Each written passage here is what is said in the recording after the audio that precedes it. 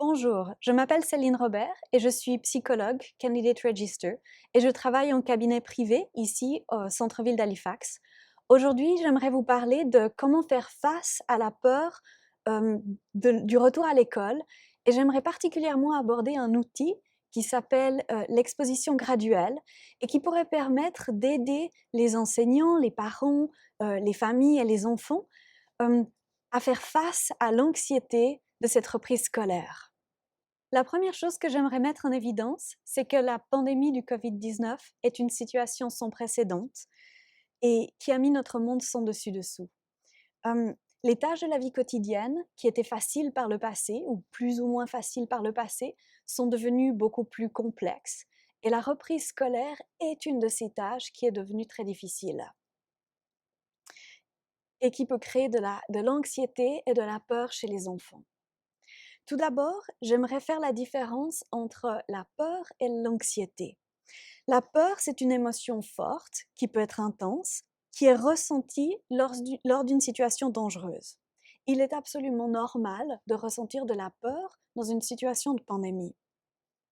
Afin d'aider quelqu'un qui ressent cette peur, la meilleure solution, c'est de valider leur expérience, d'avoir de la compassion pour ce qu'ils ressentent, de l'empathie, et également de la compréhension pour leur expérience. L'anxiété est une peur excessive qui peut amener à des troubles du comportement. Elle comprend une inquiétude excessive et inclut également peut-être une réticence ou un refus persistant à s'engager dans certaines activités. L'anxiété est peut-être disproportionnée par rapport au risque objectif réel. Et lorsqu'une personne ou un enfant ressent de l'anxiété, il est possible de les aider en validant leur expérience ou validant leurs émotions, mais également en les aidant à traverser cette émotion avec une technique que l'on appelle d'exposition graduelle. Pour faire la différence entre la peur et l'anxiété, il y a un outil de dépistage rapide qui avait été élaboré récemment et qui met en évidence les questions suivantes. Par exemple, avez-vous des vertiges ou des étourdissements lorsque vous écoutez les nouvelles concernant le Covid-19? Avez-vous du mal à vous endormir ou à rester endormi parce que vous pensez au Covid-19?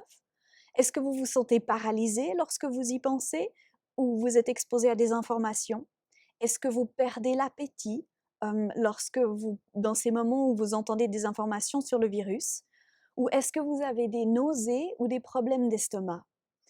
Ces critères, lorsqu'ils sont ressentis tous les jours, durant plus de 2 semaines consécutives, peuvent être un signe d'anxiété. Un facteur additionnel à prendre en compte est de pouvoir explorer s'il y a une réticence ou un refus persistant de s'engager dans des activités. L'exposition graduelle, comment ça marche? L'idée, c'est que cette technique va nous aider à nous confronter à des situations anxieuses, un pas après l'autre, et de nous donner confiance dans notre capacité de traverser des situations ou ces émotions difficiles. Il est important de commencer par s'exposer par les situations qui sont le moins stressantes possible et de faire un petit pas après l'autre. Imaginez par exemple que vous aimeriez vous baigner dans l'océan et que l'eau est froide. On va vraiment aller un pas. D'abord, on va se tremper les pieds. On va attendre qu'on s'habitue à la température de l'eau et petit à petit, on va rentrer dans l'eau. On ne va pas sauter dans l'eau d'un coup. C'est un peu l'idée qu'on a avec les expositions graduelles. Voilà un petit peu les étapes pour ces expositions graduelles. La première, c'est de faire une liste des situations qui sont stressantes. Ensuite, on va construire une hiérarchie ou une échelle de ces situations et on va vraiment tenir compte des éléments spécifiques qui pourraient rendre ces situations plus ou moins stressantes. L'important dans les règles d'exposition, c'est qu'elles soient planifiées en avance, qu'on sache dans quoi on se lance, mais aussi qu'on puisse rester dans la situation aussi longtemps que possible, jusqu'à ce qu'on puisse remarquer une diminution de l'anxiété. On va continuer de pratiquer la même situation encore et encore, jusqu'à ce qu'on puisse se sentir confortable dans cette situation. Ensuite, on va prendre l'étape suivante, le pas suivant, l'échelon suivant sur l'échelle, et on va recommencer à s'exposer avec une nouvelle situation. L'idée, c'est vraiment de pratiquer ces situations encore et encore jusqu'à ce que l'anxiété ou la peur diminue.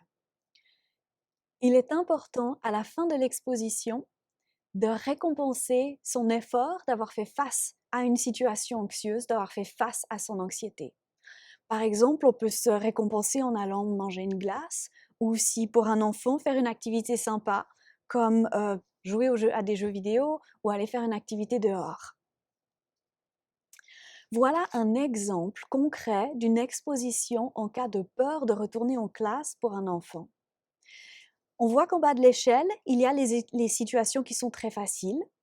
Et ensuite, tout en haut de l'échelle, ça va vraiment être les situations qui sont les plus dures. Et dans ce cas-là, par exemple, entrer dans la salle de classe. L'idée, c'est de commencer, par exemple, à passer du temps avec les copains de classe pour pouvoir parler de l'école, jusqu'à ce qu'on se sente confortable de le faire. Ensuite, l'étape suivante pourrait être de préparer son sac à dos, de préparer ses affaires, de faire ensuite le trajet à l'école avec les parents, de faire le même trajet avec des copains de classe ou tout seul, et ensuite de passer un moment pour jouer dans la cour d'école. Et petit à petit, on va se rapprocher, se sentir plus confortable de cette idée de pouvoir retourner dans une salle de classe. Quelques conseils pour les éducateurs et les familles. La première chose, c'est de valider, d'écouter et de soutenir les autres éducateurs, les parents, les élèves qui souffrent d'anxiété. La pandémie est une situation exceptionnelle et chaque individu va avoir une réponse différente par rapport aux situations stressantes. Et il est important que chacun ait l'opportunité de recevoir un petit peu de compassion. Ensuite, il faut être honnête, reconnaître les risques, tout en mettant l'accent sur les précautions et les actions qui peuvent être mises en place. Ensuite, il est important d'encourager l'exposition graduelle.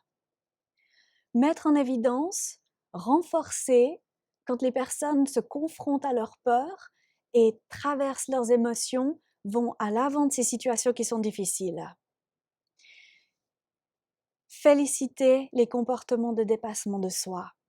Il est aussi important de montrer l'exemple dans la manière de s'adapter à notre peur et à l'anxiété, de partager nos émotions, partager nos stratégies et de se focaliser sur les choses qu'on peut contrôler et surtout de se focaliser sur un jour à la fois.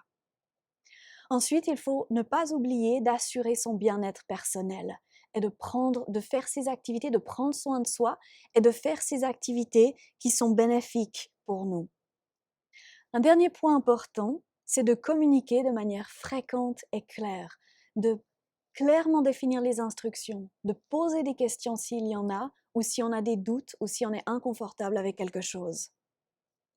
Voilà, j'espère que ces informations vous ont été utiles et que vous pourrez utiliser cet outil d'exposition graduelle durant les prochaines semaines avant la reprise scolaire. Et je vous souhaite à tous et à toutes une excellente reprise scolaire.